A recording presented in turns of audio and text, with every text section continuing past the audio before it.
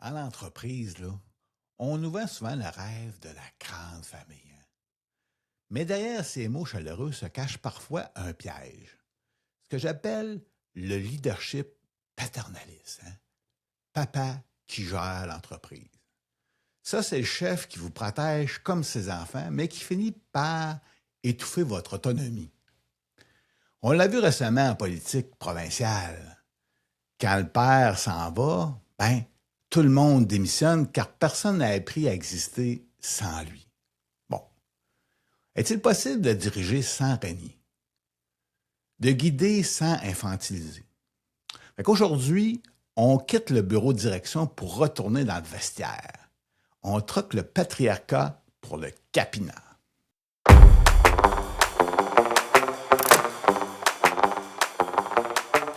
Alors bonjour tout le monde, bienvenue dans un autre épisode du podcast de l'entrepreneur compteur.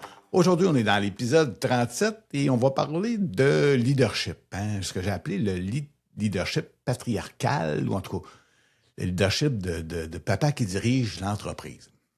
Pourquoi je voulais parler de ça, dans le fond, c'est que, j'ai vécu moi-même dans mon organisation ce genre de mode-là à un moment donné, puis ça a causé bien des problèmes. Et je l'ai vécu aussi, pas je l'ai vécu, mais j'ai trouvé une solution à ça, mais plus en lien avec le sport. Mais si on revient à dernièrement, je voulais dire, on fait juste le tour de la politique, surtout au niveau provincial. Lorsque notre premier ministre a démissionné, je ne sais pas si vous avez remarqué, mais il y a plusieurs ministres puis députés qui ont démissionné.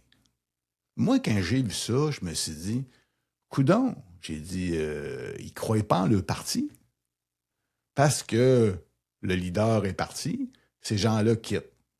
Hein? Ou est-ce que le leader était plus dans une position père de famille, dans le parti politique, en tout cas? Puis ça, c'est drôle parce que personne n'en a parlé, hein? On a parlé des départs de toutes les personnes, mais on ne s'est jamais posé la question, hein, comment ça qu'ils quittent les gens?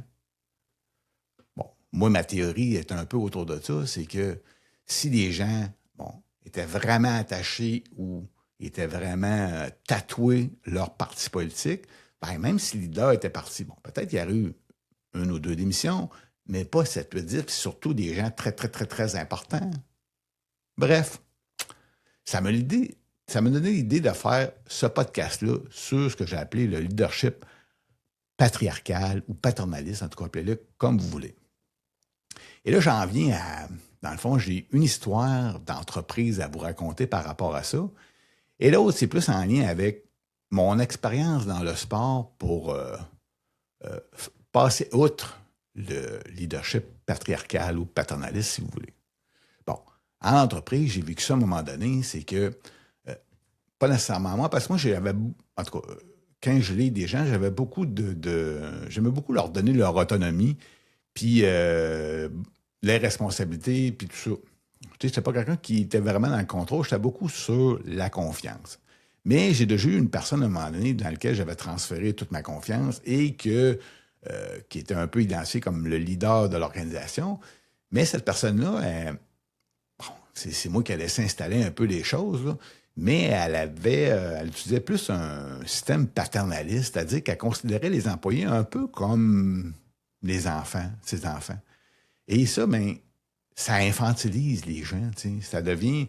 Moi, je disais tout le temps, écoute, c'est tous les adultes, là. J'ai dit, on peut-tu les considérer comme des gens adultes, comme moi pis toi, parce que des enfants, moi, j'en ai 3, j'en veux pas plus, là, tu sais.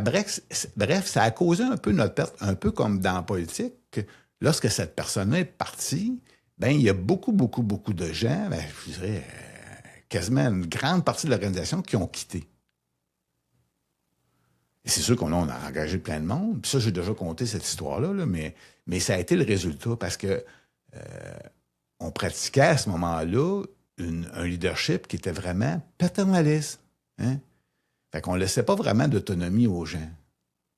Bon, on disait qu'on était en entreprise libérée, mais bon, c'était pas vraiment ça qu'on faisait. Bref. Cet épisode-là a été assez marquant pour mon entreprise. Mais l'autre point que je voulais vous parler, c'est que comment moi je le vois ou comment je l'ai appliqué longtemps, même dans mon organisation avant cet épisode-là, ça m'est venu du sport. Parce que quand j'étais jeune, j'ai pratiqué plein de sports, moi, le hockey, le volleyball, et j'ai été souvent capitaine de club de hockey, capitaine de club de volleyball. Et ce qui me fascinait, ben, je ne m'en rendais pas compte dans ce temps-là, mais avec le temps, je me rendais compte. Maud a dit que la méthode qu'on avait pour nommer, même si c'était moi ou en tout cas un de mes coéquipiers, la méthode était vraiment bonne. Et j'en retiens une qui, à mon sens, était la meilleure. Puis là, je vais vous la partager. Dans le fond, on était... je jouais au volleyball à ce moment-là au cégep, et la façon qu'on nommait le capitaine, c'était assez simple. Le coach avait identifié, je vous dirais, les 5 qualités du leader ou du leadership du club. Et là, ben, il fallait, sur un bout de papier, identifier les 3 ou 5 personnes qui avaient le plus ces qualités-là dans l'ordre, si vous voulez. Fait que, bon, le numéro 1, celui qui a plus ces qualités-là, ben, c'est lui. Après ça, on les descend. Fait que là, on descendait nos 3 à 5 personnes. Tout le monde, les 15 joueurs, faisaient le même exercice. Ensuite, ben, on compilait ça. Ben, on envoyait ça au coach qui, lui, allait tout compiler. Et là, il y avait un nom qui sortait en haut. Bon, c'est lui que les gens voyaient comme capitaine. C'est le même que ça fonctionnait. C'était une forme de démocratie, si vous voulez, mais plus basée sur des qualités puis des valeurs. Puis j'ai toujours trouvé que cette méthode-là était fantastique, malgré que je l'ai appliqué, puis je ne l'ai pas vraiment appliqué dans mon organisation parce que, bon, c'était moi qui lidais l'organisation. J'ai sûr que j'avais des leaders avec moi, mais j'ai jamais vraiment appliqué cette méthode-là. Mais si j'avais à refaire aujourd'hui, même c'est le même que je le ferais. Puis, ça revient à la question, c'est que pourquoi dans nos organisations, on ne fonctionne pas comme ça pour nommer nos leaders? Hein? On fonctionne toujours à l'inverse. C'est-à-dire qu'on a un grand boss, mettons, qui va nommer le deuxième petit boss, le troisième petit boss, puis on descend de même dans la structure. C'est ça qui est un peu paradoxal, parce que ça devrait devenir du bas. Un peu comme dans... quand j'avais exploré l'entreprise libérée, c'est le même qu'on avait, à un moment donné, identifié nos différents leaders. Sauf peut-être pour la personne qui était plus en mode patriarcal, si vous voulez. Là. Mais la majorité des leaders des cellules étaient nommés par les gens. Puis ce que ça fait à ce temps-là, quand les leaders sont votés par les coéquipiers, bien, le leader est redevable envers ses collègues ou ses coéquipiers et non envers la direction. Ça fait l'inverse. C'est pour ça que c'est intéressant, ce processus-là.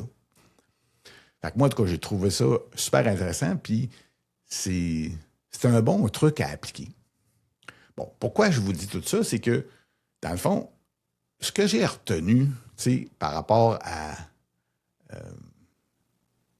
le patriarcat versus le capitanat, si vous voulez, il y a 5 solutions, dans le fond, pour positionner le bon leader. En tout cas, c'est ma façon de voir à moi.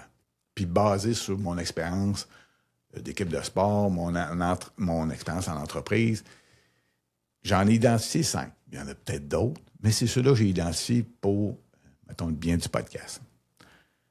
La première, ce que j'ai appelé gagner votre légitimité. Hein? C'est un grand mot. Dans le fond, demandez-vous, si mon équipe avait à voter aujourd'hui, là, est-ce qu'elle voterait pour moi? Hein? Vous êtes le leader de votre organisation ou de votre équipe. Elle voterait-tu pour moi, mon équipe? Ou est-ce qu'elle voterait pour l'autre à côté? Ça, c'est super important.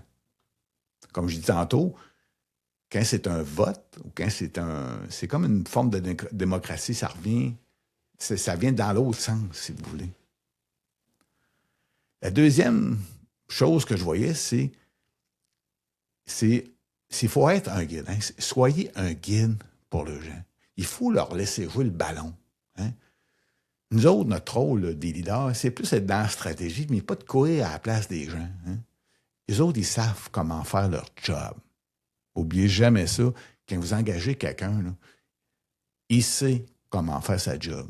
S'il ne sait pas, c'est parce que vous n'avez pas engagé la bonne personne. C'est pas compliqué, hein? Fait que votre rôle, c'est pas de lui dire comment faire ou quoi faire. Il sait.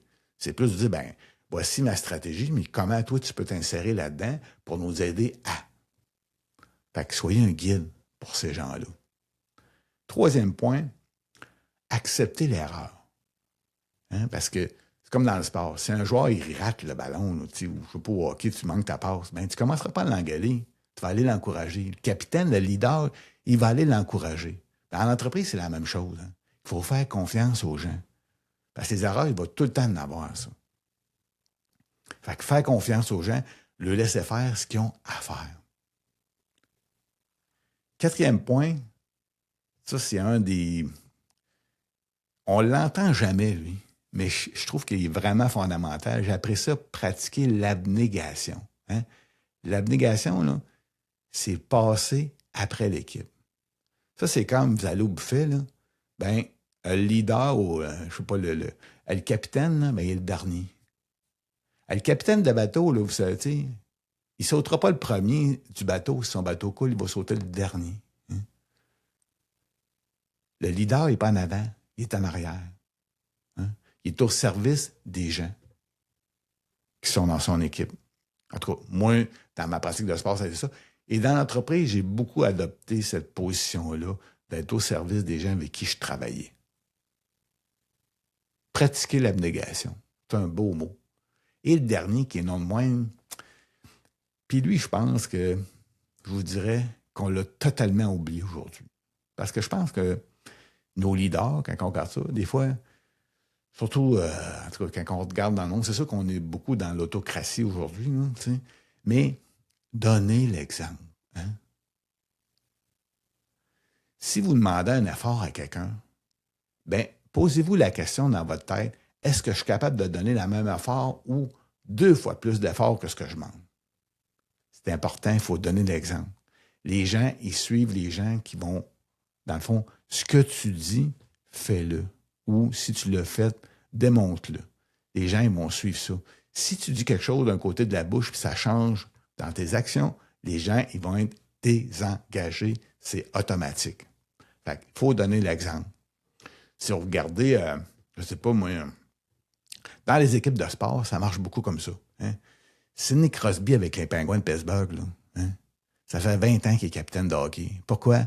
Oui, c'est un très bon joueur, mais il est toujours là. Hein?